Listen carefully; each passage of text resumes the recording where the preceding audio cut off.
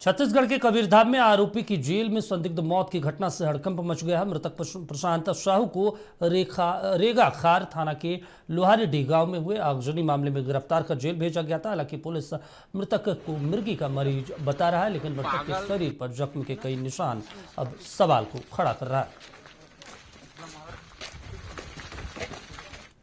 चलिए, कबीरधाम से हमारे सहयोगी परवीन जुड़ गए। परवीन, आखिर क्या कुछ पुलिस अधिकारी कह रहे हैं इस पूरे मामले को लेकर, कैसे मौत हुई है?